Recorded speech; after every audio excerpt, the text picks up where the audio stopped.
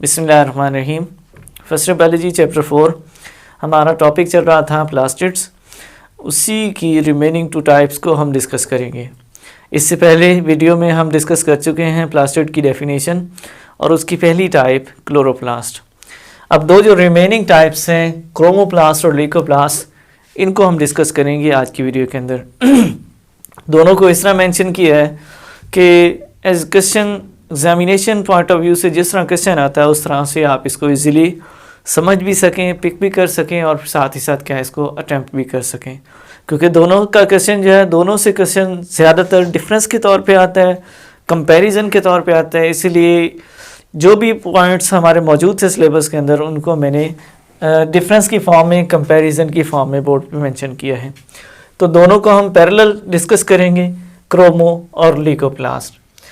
Chromo की अगर हम बात करें तो क्रोमो वर्ड क्रोम से निकला है, जिसका मतलब होता है कलर्ड, रंगदार, और प्लास्टिड यानी प्लास्टिड की वो टाइप जो रंगदार हो, इनको हम बोलते हैं, ये क्या कहलाते हैं, क्रोमोप्लास्ट। जबकि लीको ऐसे प्लास्टिड, लीको का वर्ड एक्चुअली बेरंग, कलरलेस को शो करता है, और प्लास्टिड की टाइप। लीकोप्लास्ट यानी प्लास्टिड की वो टाइप जिसमें कोई कलर नहीं होता, उनको हम बोलते हैं दे आर ल्यूकोप्लास्ट। सबसे पहले हम इनकी डेफिनेशन को डिस्कस करेंगे। क्रोमोप्लास्ट की डेफिनेशन क्या है? टाइप ऑफ प्लास्टिड की वो type having pigment other than green. बहुत इंपॉर्टेंट पॉइंट है, समझने वाली बात है। पिगमेंट तो मौजूद है, प्लास्टिड की वो टाइप जिसमें पिगमेंट मौजूद हो, लेकिन पिगमेंट या रंग या रंगदार मादा ग्रीन के अलावा हो।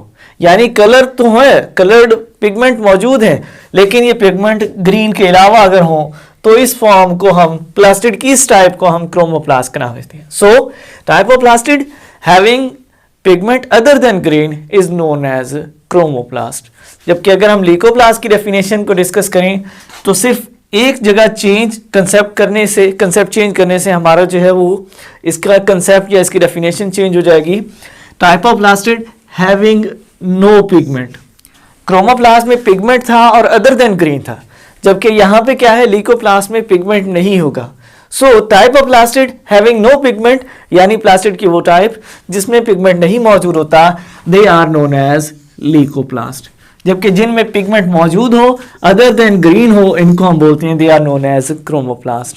सेकेंड पॉइंट है हमारा, डिफरेंस भी होगा और साथ ही साथ नोट के तौर पे भी हम इसमें मेंशन कर सकते हैं। They impart colour to plant other than green. जाहिर सी बात है, पिगमेंट मौजूद है इन प्लास्टिड की टाइप के अंदर और अदर देन ग्रीन पिगमेंट है, तो ये अदर देन ग्रीन पिगमेंट की मौजूदगी की वजह से क्या है, ये पौधों में पिगमेंट या कलर दे सकते हैं। पौधे के हिस्से, जिस हिस्से में ये मौजूद होंगे उसको ये रंग दे सकते हैं। लेकिन क्योंकि अदर देन ग्रीन पिगमेंट मौजूद होते हैं इनके अंदर, क्रोमोप्लास्ट के अंदर, इसलिए जो रंग इनकी वजह से पौधे के हिस्से को मिलेगा, पौधे के हिस्सों को मिलेगा, वो भी अदर देन ग्रीन होगा। यानी ये पौधे के हिस्सों को रंग देते हैं, लेकिन ग्रीन के अलावा बाकी रंग, ये रेड हो सकता है, येलो हो सकता है, ऑरेंज कलर हो सकता है, कोई भी, लेकिन ग्रीन के अलावा। So they impart colour to plant other than green. जबकि कलरलेस होने की वजह से, due to colourless, they give no colour to plant. यानी प्लांट के जिस पार्ट में ये मौजूद होंगे वहां ये किसी किस्म का कोई रंग नहीं देते। ये अदर देन ग्रीन कलर देते हैं, लेकिन अदर देन ग्रीन। और जबकि इनकी बात करें तो क्योंकि कलरलेस होते हैं, इनकी जो प्रॉपर्टी है वो कलरलेस है, कोई कलर इनमें नहीं होता, इसीलिए पौधे के जिस हिस्से में ये मौजूद होंगे वहां पे भी कोई रंग मौजूद नहीं होगा। तीसरा पॉइंट है शेप के एतबार से, they are needle like. Needle like से मुराद फिलामेंट लाइक भी कह सकते हैं। आर ओवाइड, ओवाइड एक्चुअली बोला जाता है ओवल शेप के लिए, बेजवी, अंडे की तरह। तो इनकी शेप किस तरह होती है, they are needle like, are ovoid in shape, यानी ओवल शेप हो सकते हैं, ये नीडल शेप हो सकते हैं क्रोमोप्लास्ट। जबकि ल्यूकोप्लास्ट की अगर हम बात करें, दे आर ट्रायंगुलर, यानी ये मुसल्लस नुमा हो सकते हैं, और इसी के साथ साथ दे में भी ट्यूबुलर, ट्यूबनुमा हो सकते हैं, आर सम अदर शेप्स, या फिर कुछ दूसरी शेप्स की फॉर्म में भी अवेलेबल हो सकते हैं। तो 3 सूरतें इनकी हो सकती हैं शेप के एतबार से, ट्रायंगुलर, ट्यूबुलर, सम अदर में भी फिलामेंट लाइक हो सकते हैं, या फिर सिंपल वेजिकल फॉर्म में भी हो सकते हैं। तो triangular, tubular, some other shapes, ये ल्यूकोप्लास्ट की शेप हो सकती हैं। नेक्स्ट पॉइंट है हमारा कि पौधे के किस हिस्सों में ये पाए जाते हैं। Chromoplast they are present in flower petals, फूल की पत्तियों में, as well as they are present in ripened fruits, यानी फूल की पत्तियां, फूल के वो हिस्से जो रंगदार होते हैं जिनको हम पत्तियां बोलते हैं, उनके अंदर या फिर राइपेंड फ्रूट्स, पके हुए फलों में ये मौजूद होते हैं। वैसे तो अगर हम फल की बात करें तो इनिशियल स्टेजेस पे वो ग्रीन कलर का होता है, लेकिन उसमें क्रोमोप्लास्ट मौजूद नहीं होता। लेकिन जैसे ही वो पकता है तो उसमें कोई ना कोई रंग आ जाता है, जैसे ऑरेंज में नारंगी रंग आ जाता है, या फिर मैंगो की बात करें तो वो येलो हो जाता है, या फिर एप्पल की बात करें रेड हो जाता है। तो ये डिफरेंट कलर्स राइपेंड फ्रूट्स में जो मौजूद होते हैं वो एक्चुअली क्रोमोप्लास्ट की वजह से होते हैं। और इसी के साथ साथ फूलों की पत्तियों में अगर हम रंग देखते हैं, जैसे रोज़ की पेटल्स हैं, या फिर सनफ्लावर की पेटल्स हैं, या फिर किसी भी फ्लावर की पेटल्स जो कि एक्चुअली कलर्ड होती हैं, वो इस क्रोमोप्लास्ट की वजह से होती हैं।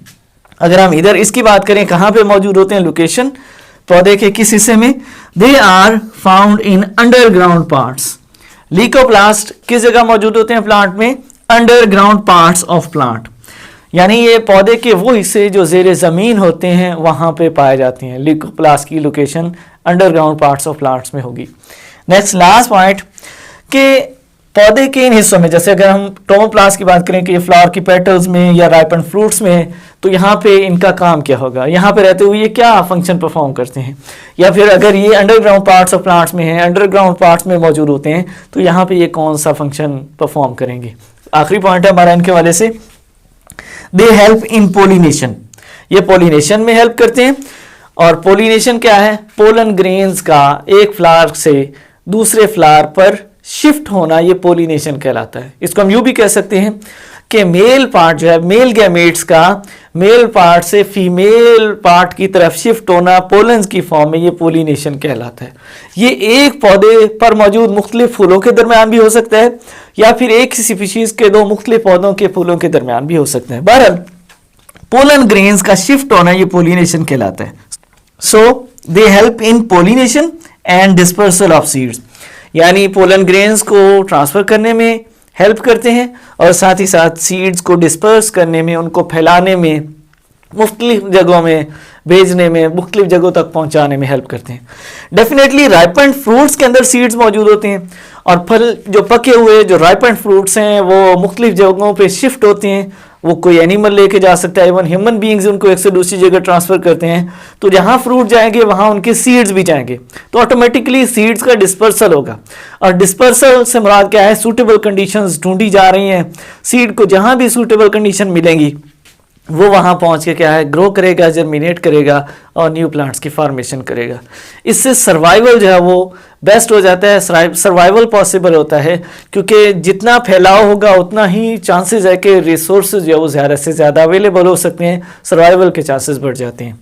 और इसी तरह पोलिनेशन की बात करें तो फूलों की पत्तियां जो है वो रंगदार होती हैं, मक्खियां या फिर जानदार उनकी तरफ अट्रैक्ट होते हैं, खूबसूरत होने की वजह से। मक्खियां या फिर जो भी जानदार फूलों की तरफ आएंगे तो क्या होगा, पोलन्स को शिफ्ट करने की वजह बनेंगे।